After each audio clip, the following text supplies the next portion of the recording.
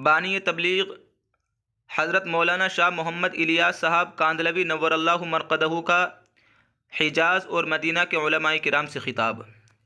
یہ بیان حضرت مولانا عبید اللہ صاحب کے ایک بیان سے لیا گیا ہے۔ بیان نیچے سے شروع ہوتا ہے، کہتے ہیں حضرت مولانا الیاس صاحب رحمۃ اللہ علیہ نے جب دعوت و تبلیغ کا کام شروع کیا اور کام ابھی بالکل ابتدائی مرحلے میں تھا، اس وقت آپ کے دل میں یہ خیال آیا کہ یہ مبارک کام تو اصل میں عربوں کا کام ہے۔ لہٰذا آپ نے 30 علماء کرام کی ایک جماعت بنائی اور انہیں لے کر آپ حجاز مقدس پہنچ گئے، جس میں مفتی جمیل احمد صاحب تھانوی جامعہ اشرفیہ والے بھی گئے تھے، اور حضرت جی مولانا یوسف صاحب رحمۃ اللہ علیہ اور حضرت جی ثالث مولانا انعام الحسن صاحب رحمۃ اللہ علیہ وغیرہ حضرات موجود تھے۔ آپ نے وہاں بہت کوشش کی کہ اس مبارک کام کی جڑ نئے سرے سے حجاز مقدس وغیرہ میں بھی لگ جائیں۔ اس موقع پر آپ نے وہاں حنفی، شافعی، مالکی، حنبلی وغیرہ سب علماء کو مدرسہ سولتیہ میں شیخ سلیم مرحوم کے ذریعے جمع کیا۔ اس وقت آپ نے حجاز اور مدینہ کے ان علماء میں بیان شروع فرمایا۔ دوران بیان علماء کو مخاطب کرتے ہوئے آپ نے فرمایا کہ میرا ایک سوال ہے جس کا جواب میں آپ حضرات سے چاہتا ہوں، اور اسی کے لیے آپ لوگوں کو یہاں جمع کیا گیا ہے۔ وہ سوال یہ ہے کہ آپ لوگ بتلائیں کہ پوری دنیا کے اندر مسلمان پستی کے اندر کیوں جا رہے ہیں اور کیوں انحطاط ہو رہا ہے، اور مسلمان کیوں گرتا اور ختم ہوتا جا رہا ہے۔ اس کا جواب آپ سب حضرات کے نزدیک کیا ہے؟ ایک عالم ان میں سے بولے، اس لیے کہ مسلمانوں کے پاس علم کی کمی ہے۔ آپ نے پوچھا کہ کون سا علم مراد ہے، علم دنیا یا علم دین؟ انہوں نے کہا کہ علم دنیا تو مسلمانوں کے پاس ہے، لیکن علم دین کی کمی ہے۔ کیا امت کی ذلت و خواری کا سبب علم کی کمی ہے؟ آپ نے جواب دیا کہ آپ علم دین کی کمی بتلاتے ہیں۔ خدا کی قسم بتلاؤ صحابہ کرام کل کتنے تھے؟ انہوں نے کہا زیادہ سے زیادہ 1.5-2 لاکھ۔ آپ نے کہا کہ ان میں سے حافظ کتنے تھے؟ کہنے لگے تھوڑے تھے، بہت تھوڑے تھے۔ آپ نے کہا کہ آج پوری دنیا کے حفاظ کرام کو جوڑو تو 10 لاکھ سے کم نہیں ہوں گے۔ پھر آپ نے فرمایا کہ بتلاؤ صحابہ میں بخاری اور مسلم کے کتنے حافظ تھے؟ کہنے لگے کوئی نہیں۔ آپ نے فرمایا کہ آج بخاری اور صحاح ستہ پڑھنے اور پڑھانے والے علماء کرام مسلمانوں میں سینکڑوں ہزاروں تک ہوں گے۔ کہنے لگے بالکل سچ فرمایا۔ آپ نے فرمایا کہ آج علم زیادہ ہے یا اس زمانے میں زیادہ تھا؟ آج علم زیادہ ہے یا صحابہ کرام کے زمانے میں زیادہ تھا؟ کہنے لگے آج علم زیادہ ہے۔ آپ نے فرمایا اگر علم سبب ہوتا تو آج کا مسلمان تو صحابہ کرام کے زمانے سے زیادہ علم رکھتا ہے کہ صحاح ستہ پڑھنے پڑھانے والے بھی لاکھوں کی تعداد میں، علماء ہزاروں کی تعداد میں اور حفاظ لاکھوں کی تعداد میں پوری دنیا کے اندر پھیلے ہوئے ہیں۔ تو آج علم تعداد کے اعتبار سے اس زمانے سے بہت زیادہ ہے۔ کہنے لگے آپ سچ فرماتے ہیں، پھر کیا وجہ ہے؟ تو مولانا الیاس صاحب رحمۃ اللہ علیہ نے کہا کہ یہ تو میں آپ لوگوں سے پوچھنے آیا ہوں۔ پھر ان میں سے ایک عالم نے کھڑے ہو کر کہا کہ آج مسلمانوں کے پاس مال کی کمی ہے۔ فرمایا واہ، یہ بات تو تم نے پہلے والے سے بھی زیادہ نرالی اور عجیب کہی۔ آپ نے فرمایا بتلاؤ صحابہ کرام کے پاس کتنا مال تھا؟ فرمایا صحابہ کے پاس تو اتنا مال نہیں تھا کہ روزانہ 2 وقت کا کھانا کھا لیں، اور اتنا بھی نہیں تھا کہ اپنے بدن کو 2 وقت کپڑے سے ڈھانپ لیتے۔ صحابہ کرام کے پاس مال بہت کم تھا، اور آج مسلمانوں کے پاس اتنا مال ہے کہ ایک دلی کے سیٹ کے پاس اتنا مال ہے کہ تمام کے تمام صحابہ کے پاس بھی اتنا مال نہ ہوگا۔ ایک نواب حیدرآباد کے پاس اتنا مال ہے کہ پوری دنیا کے بینک اس کے مال سے بھرتے ہیں، اور پوری دنیا میں اس کے مال سے امداد جاری ہے۔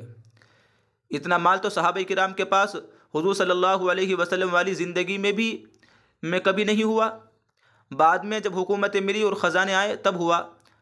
وہ علماء کہنے لگے اگر مال وجہ نہیں ہے تو پھر کیا وجہ ہے؟ آپ نے فرمایا کہ وجہ تو مجھے آپ لوگوں سے پوچھنی ہے، آپ لوگوں سے معلوم کرنے کے لیے آیا ہوں۔ پھر ان میں سے ایک عالم نے کھڑے ہو کر کے کہا کہ آج مسلمانوں میں تنظیم کا فقدان ہے، یہ وجہ ہے ذلت اور خواری کی۔ مسلمانوں کی ذلت و خواری کی وجہ یہ ہے کہ مسلمانوں میں تنظیم کا فقدان ہے۔ مولانا الیاس صاحب نے فرمایا کہ کون کہتا ہے کہ نظم نہیں ہے، تنظیم نہیں ہے؟ آج ایک مسلمانوں کی جماعت مل کر لاکھوں تک ہے، اور ان کا رئیس اور امیر موجود ہے۔ جبکہ صحابہ کرام سارے کے سارے 2 لاکھ بھی نہیں تھے۔ اگر 2 لاکھ والے صحابہ کرام کامیاب ہو سکتے ہیں تو آج یہ 20 لاکھ یاد رہے۔ یعنی یہ مولانا صاحب کا یہ بیان آج سے تقریباً 80 سال پہلے کا ہے۔ تو فرماتے ہیں جب صحابہ کرام 2 لاکھ ہوتے ہوئے کامیاب ہو سکتے ہیں تو آج یہ 20 لاکھ مسلمان مل کر کیوں نہیں کامیاب ہو سکتے؟ الغرض جس عالم نے جو بات کہی آپ نے اس کا جواب دیا۔ پھر سب نے مل کر پوچھا کہ اے شیخ الیاس، آپ ہی بتلائیے کہ کیا وجہ ہے کہ مسلمان ذلت و پستی میں گرتے جا رہے ہیں اور انحطاط کا شکار ہوتے جا رہے ہیں۔ مسلمانوں کی پستی میں پڑنے کی اصل وجہ مولانا الیاس صاحب رحمۃ اللہ علیہ نے کہا کہ گستاخی معاف۔ میں آپ لوگوں سے پوچھنے کے بعد آپ کو اس لیے بتلانا چاہتا ہوں کہ میرے ذہن میں ایک سبب ہے اور آپ لوگوں سے اس لیے پوچھا تاکہ دیگر اسباب کا پتہ چل جائے۔ اگر وہی سبب معلوم ہو تو میں اپنا سبب کیوں بتلاؤں، اسی سبب کا پہلے علاج کر لیا جائے۔ لیکن آپ حضرات نے اپنے سبب کے بارے میں غور کر لیا اور تحقیق کر لی، یہ سبب تو نہیں ہو سکتا۔ میرے نزدیک اس کا ایک سبب ہے اور وہ یہ ہے کہ پوری دنیا کے مسلمانوں کے اندر یقین اور ایمان کی کمزوری ہے، اور یہی اصل سبب اور اصل وجہ ہے۔ پوری دنیا کے مسلمانوں کے اندر یقین اور ایمان کی کمزوری ہے، یہی اصل وجہ ہے۔ حضرت مولانا الیاس صاحب رحمۃ اللہ علیہ کا اتنا کہنا تھا کہ سارے علماء کا مجمع دہاڑے مار کر رونے لگا۔ سارے علماء کا مجمع دہاڑے مار کر کے رونے لگا کہ سچ کہا ہے تو نے اے الیاس، سچ کہا، ہم میں واقعی ایمان اور یقین کی کمی اور کمزوری ہے، اس لیے ہم لوگ فتوے بدلتے رہتے ہیں۔ روپیہ ملا تو فتویٰ بدل دیا، ہم ڈر کے مارے بولتے نہیں، ہمارے سامنے بے دینی اور بے ایمانی پھیل رہی ہے۔ آپ نے سچ فرمایا۔ اس کے بعد آپ نے اس سبب کی مزید وضاحت کرتے ہوئے فرمایا، اگر ہم لوگوں کا یقین اللہ تعالیٰ پر آ جائے اور اس کے ساتھ صفات ایمانیہ زندہ ہو جائیں، امید صرف خدا پر رہے، شوق صرف خدا کا رہے، اور آج ہم ایمان کی جڑیں لگا کر اسے مضبوط کر کے ایمانی صفات پر آ جائیں اور انہی صفات کو زندگی کے تمام شعبے میں اپنا لیں، تو آج بھی خدا ہمیں کامیاب کرے گا، جیسا کہ صحابہ کرام کو کامیاب کیا تھا۔ صحابہ علم میں کم زیادہ تھے مگر ایمان میں سب کامل تھے۔ سب نے روتے ہوئے کہا کہ آپ نے برحق فرمایا، اس کے علاوہ اور کوئی وجہ نہیں۔ آپ نے فرمایا واقعی اس کے علاوہ کوئی وجہ نہیں، کیونکہ صحابہ کامل ایمان رکھتے تھے، ہر ایک میں ایمان قوی تھا، کسی کا ایمان کمزور نہیں تھا۔ علم ان کے پاس چاہے ایک سورت کا ہو یا پورے قرآن کا ہو، دین کا علم تھوڑا جانتے ہوں یا زیادہ جانتے ہوں، مگر ایمان ان کا پورا تھا۔ ایک مثال دی، واقعہ سنایا پھر کہ حضرت سعد بن ابی وقاص رضی اللہ تعالیٰ نے فرمایا کہ دریائے دجلہ ہمیں پار کرنا ہے، تو بولو سب سے پہلے اس دریا کے اندر کون کودے گا اور دریا میں کون سب سے پہلے پیر رکھے گا بغیر کشتی اور اسباب کے؟ چنانچہ سب لشکر میں 600 آدمی نے ہاتھ اٹھائے کہ ہم تیار ہیں، ہم جائیں گے۔ آپ نے باقی مجمع سے پوچھا کہ آپ لوگ نہیں جائیں گے؟ وہ کہنے لگے کیوں نہیں، انہوں نے پہلے ہاتھ اٹھا دیے ہیں اس لیے ہم رہ گئے، ہم بھی جائیں گے۔ تقریباً 30,000 کی جماعت تھی یا اس سے کم۔ پہلے وہ 600 آگے بڑھے، جب دریا کے قریب پہنچے تو 600 کے امیر نے پوچھا کہ بولو تم میں سب سے پہلے کون دریا میں داخل ہوگا؟ تو 60 کا نام آیا۔ پہلے یہ 60 داخل ہوئے، پھر اس کے بعد باقی 600 داخل ہوئے، پھر سارا لشکر داخل ہو گیا، اور سارے کے سارے آپس میں باتیں کرتے ہوئے جا رہے ہیں، اور دریا کی حالت ایسی ہے جیسے سیمنٹڈ بنا ہوا ہو، یعنی پیر گویا پانی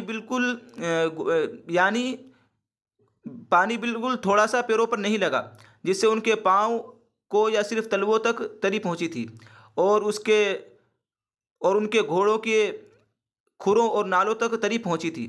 دریا نے نہ ان کو اندر لیا نہ ان کے گھوڑوں کو اوپر اوپر لیے جا رہا تھا۔ یہ ایمان کی طاقت سے گئے، یعنی یہ صحابہ کرام اس دریا کے اوپر جو گئے یہ ایمان کی طاقت سے گئے، یہ علم کی طاقت سے نہیں گئے، یہ علم کی کثرت سے نہیں گئے، علم کی کثرت ان کو نہیں لے گئی، یہ ایمان کی طاقت ان کو لے کر کے گئی ہے۔ صحابہ کرام سارے کے سارے چھوٹے ہوں یا بڑے ایمان کی طاقت سے مضبوط تھے اور ان میں ایمانی صفات موجود تھی۔ اب آپ حضرات بتلاؤ کہ آپ حضرات سے یہ مشورہ ہے کہ ایمانی طاقت بنے گی کس طرح؟ مسئلہ اس وقت زیادہ اہم کسی اور چیز کا نہیں، ارے تیری دنیا اور دنیا کی شکلوں کا نہیں، تیری کوٹھی کے بننے اور نہ بننے کا نہیں، بلکہ اس بات کا ہے کہ ایمانی طاقت آئے گی کیسے؟ سب نے کہا کہ یہ زمانہ بہت سخت ہے، یہ قرب قیامت کا دور ہے، اب ایمان کی طاقت واپس آنے والا دور ختم ہو چکا ہے، اب تو قیامت آئے گی اور آ کر ہم سب کو مٹا کر ختم کر دے گی۔ مولانا الیاس صاحب رحمۃ اللہ علیہ نے فرمایا لا تقنطوا من رحمت اللہ، کہ اللہ تعالیٰ کی رحمت سے نا امید مت ہو۔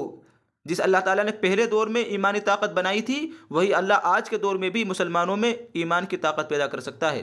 ایمان کی طاقت کے بننے کا بڑا ذریعہ دعوت اللہ ہے۔ ان لوگوں نے پوچھا کہ کیسے؟ آپ نے فرمایا کہ وہ دعوت اللہ کے ذریعے سے ہوگا۔ ان میں سے ایک عالم نے کہا دعوت اللہ تو کفار کو دی جاتی ہے، کفار غیر مسلموں کو دی جاتی ہے، ہم اور آپ مسلمانوں کے ایمان کو مضبوط بنانے کا کون سا کام کریں گے؟ ان کو دعوت دیں گے؟ ان کو بھی دعوت و تبلیغ کا کام کریں گے؟ اس پر آپ مولانا الیاس صاحب رحمۃ اللہ علیہ نے روتے ہوئے فرمایا کہ پہلے غیر مسلم کو دعوت دی جاتی تھی کہ وہ دعوت کے لائق ہیں کیونکہ وہ ایمان سے نکلا ہوا ہے۔ آج ہم مسلمان اندر سے خراب ہو چکے ہیں، ہماری اسلامی زندگی ساری کی ساری غیر اسلامی ہو رہی ہے۔ ہم لاکھ ایمان اور اسلام کا نام لیں اور پکاریں اور اپنے آپ کو لاکھ مسلمان کہیں، لیکن ہمارے اندر ایمان نہیں رہا کیونکہ اندر سے غائب ہے۔ ابھی تو دعوت کی اپنوں میں ضرورت ہے، تو جس دعوت سے ایمان غیر کے اندر جا سکتا ہے، اس دعوت سے ایمان اپنے اندر کیوں نہیں آ سکتا؟ جو ملت کلمہ گو کو اتنی بڑی جنت دلوا سکتی ہے، وہ ملت 2 پیسے کی روٹی کیوں نہیں دلوا سکتی جو اس کے اندر بالاولیٰ موجود ہے؟ تو دعوت غیروں کو ایماندار بنا سکتی ہے، وہ اپنوں کو کیوں نہیں بنا سکتی؟ فرق صرف یہ ہے کہ ہم دوسروں کو غیر سمجھ کر دعوت دیتے ہیں اور انہیں اپنا سمجھ کر دعوت دیں گے۔ ان کے اندر ایمان کی بنیاد مضبوط کرنے کے لیے دعوت دی جائے گی اور انہیں ایمان کی بنیاد لگانے کی دعوت دی جائے گی۔ اس خطاب سے فارغ ہونے کے بعد حضرت مولانا الیاس صاحب رحمۃ اللہ علیہ واپسی مدینہ منورہ تشریف لے آئے۔ یہ بیان ہے مولانا کا، اور یہ خطبات سلف میں موجود ہے جلد 2 میں۔ جن صاحب کو یہ بیان چاہیے وہ ویڈیو دیکھ کر کے، ویڈیو کے نیچے جو ڈسکرپشن ہے اس میں واٹس ایپ کی لنک ہے، اس پر رابطہ کر کے یہ بیان حاصل کر سکتے ہیں اور یہ کتاب بھی حاصل کر سکتے ہیں۔